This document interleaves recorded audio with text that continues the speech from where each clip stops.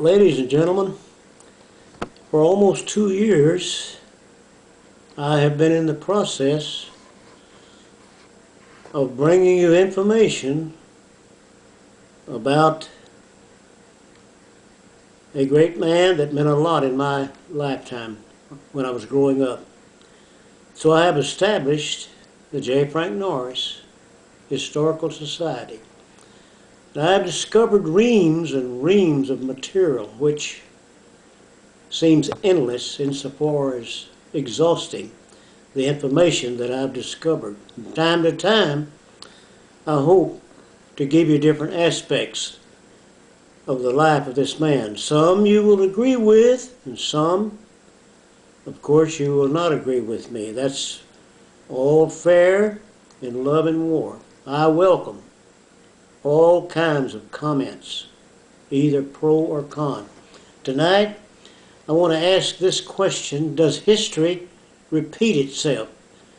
And this is a theory that a lot of people have, that history indeed does repeat itself. So, to begin with, I ask the question, is it coincidental or just a figment of my imagination? But I do feel there may be a tinge of similarity between events, even if they're separated by a span of some 2,000 years. Please forgive me if my imagination is flawed, and if so, it is due in part to my inability to differentiate between fact and fiction. But I am probably not in the minority in this dilemma. Looking back to the time period in a theological manner known as the Apostolic Era, that was the age of the time in which the apostles were on the stage of spreading the news of the newly found concept called Christianity.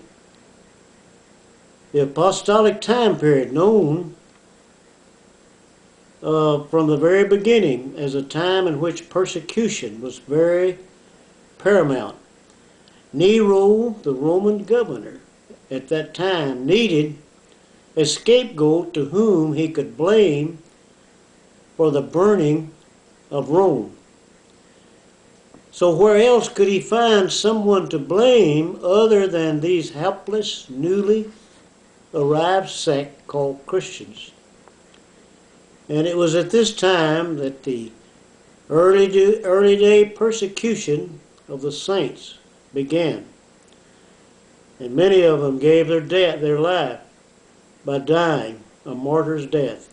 Others suffered humiliation, to the likes of Peter and Paul, who suffered much persecution even before they died. And this was the story of most all of the saints who lived in that apostolic era.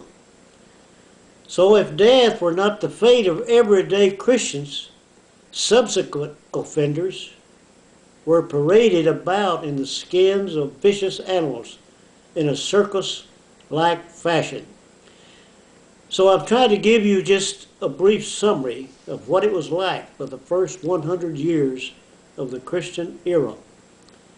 And so now that I've given you a partial view of how early day Christians made their debut, let me allude to a 20th century rendition of latter-day persecution, not too different to that in the days of Nero.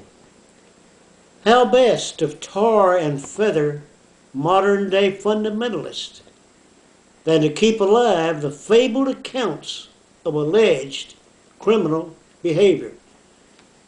And this next sentence I put in quote: he burned his church and got away with murder.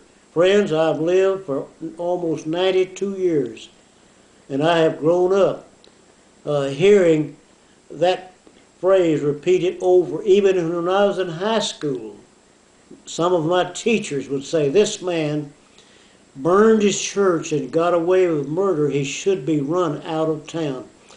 And so it was repeated, a repeated myth for 80 years after the event. In Nero fashion, J. Frank Norris, in the eyes of some, is made to look like some shady criminal.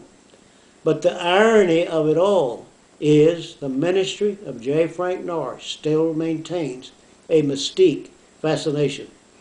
Another victim to take note of is the life story of Mordecai Ham, a contemporary and a friend of J. Frank Norris.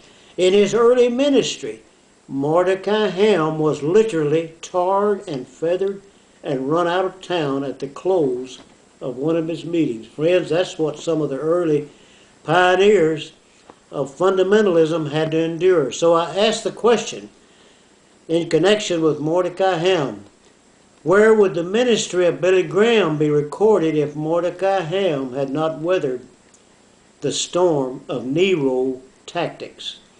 These two stalwarts, Norris and Ham, were just two of the hundreds who have stood firm and were willing to bear the cross regardless of the cost. Persecution is just a part of the ongoing story of the greatest story ever told. But you can be assured the great reformers of every generation have suffered the same fate of the early apostles in one degree or the other.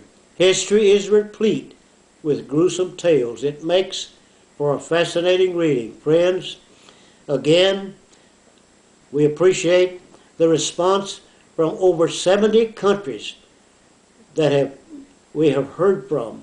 And I say again, may God bless each one. Pray for me and my daughter. Pray that we'll be faithful and truthful in all of our reporting. May God bless the United States of America. Good night.